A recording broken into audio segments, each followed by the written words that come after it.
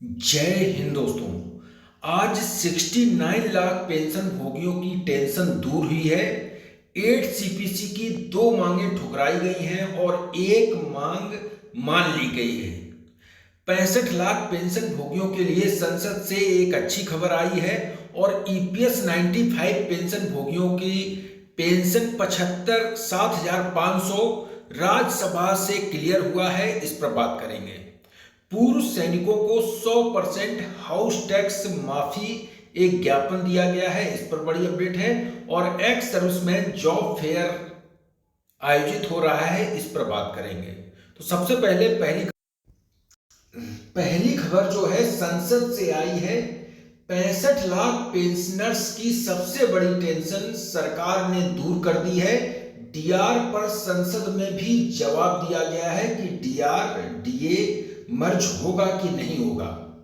लेकिन 65 लाख पेंशन भोगियों की जो टेंशन थी, क्या पेंशन भोगी जो हैं उन्हें 8th पे कमीशन से बाहर कर दिया है, इस पर सरकार ने टेंशन दूर कर दी है। बता दें 65 लाख पेंशन भोगी संघों ने चिंता जताई थी कि उनके पेंशन के लिए यही लागू होना होगा या मूल वेतन डीआर यानी महंगाई भत्ता मर्ज कर दिया जाएगा। अब केंद्र सरकार ने ये चिंता दूर कर दी है, क्योंकि कई पेंशन भोगियों को ये चिंता थी कि 65 लाख पेंशन भोगी हैं, उन्हें 8th पे कमीशन से बाहर कर दिया है।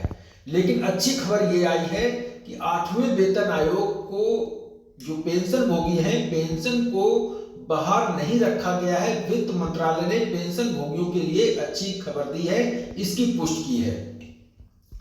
8वें वेतन आयोग से बाहर रखे जाने के लेकर केंद्र सरकार के पेंशन भोगियों की बढ़ती हुई चिंता के बीच वित्त मंत्रालय ने 2 दिसंबर 2025 को स्पष्ट किया है कि पेंशन का विषय 8वें वेतन आयोग के दायरे के बाहर नहीं रखा गया है। और जो केंद्रीय वित्त मंत्री पंकज चौधरी ने कहा कि 8वें वेतन आयोग केंद्रीय कर्मचारियों के वेतन भत्ते और पेंशन सहित विभिन्न मुद्दों पर अपनी सिफारिशें देगा। यानी कि जो 8वां वेतन आयोग होगा वो पेंशन सहित सभी सिफारिशें देगा। चौधरी ने राज्यसभा में एक लिखित प्रश्न के उत्तर में कहा है कि 8वें वेतन आयोग केंद्र सरकार के कर्मचारियों के वेतन भत्ते और पेंशन आदि सभी मुद्दों पर अपनी सिफारिशें देगा। वित्त राज्य मंत्री ने उपभोक्ता स्पष्टीकरण में एक प्रश्न के 8वें वेतन आयोग में ये कई चिंताएं थी जिसको दूर कर दिया है। इसमें चौधरी ने यह भी कहा है कि डीआर को मूल वेतन में मिलाने के प्रश्न के जवाब में उन्होंने कहा है कि अभी मौजूदा महंगाई भत्ते को मिलाने की कोई उनकी संभावना नहीं है और ना ही ऐसा कोई प्रस्ताव है।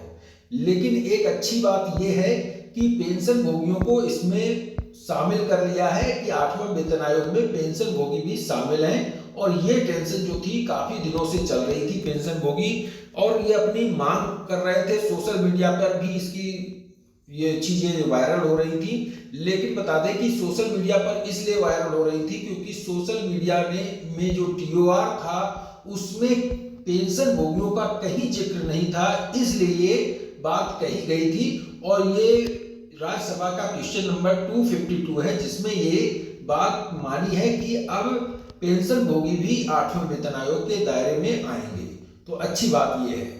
एक दूसरी अच्छी बात और एक बात आई है इसमें सामने निकलकर, जो ईपीएस पेंशन भोगी हैं, ईपीएस 95 पेंशन भोगी, उनकी मिनिमम 1,000 रुपए से बढ़कर 7,500 रुपए पेंशन की जाएगी। श्रम मंत्रालय ने संसद में इसमें जवाब दिया है की जाएगी कि नहीं की जाएगी। तो क्योंकि काफी दिनों से ये खबर चल रही थी कि ये पेंशन ईपीएस 95 पेंशन भोगियों को पेंशन बढ़ेगी। संसद ने सरकार से पूछा, सांसद ने एक प्रश्न पूछा जिसमें कहा कि सरकार न्यूनतम पेंशन ईपीएस 95 पेंशन भोगियों की बढ़ाकर 7,500 रुपए करने की योजना बना रही है क्या। तो इस पर सरकार ने कहा कि अभी ऐसी कोई योजना नहीं है कि ईपीएस 95 पेंशन भोगियों की पेंशन बढ़ाई जाए। तो उससे साफ मना कर दिया है सरकार ने कि ईपीएस पेंशन भोगियों की पेंशन बढ़ाने की ऐसी कोई अभी योजना नहीं है। एक दूसरी बड़ी खबर है, पूर्व सैनिकों ने राहत मांगी है और वो हाउस टैक्स 100% माफ करने को लेकर। बता दें कि सीनियर बंधु की मीटिंग में पूर्व सैनिकों ने हाउस टैक्स माफ करने की मांग का हवाला दिया है। कई नगर निगमों में यह छूट पूर्व सैनिकों को दी जा रही है। जिलाधिकारियों को उन्होंने अपनी समस्याएं बताई।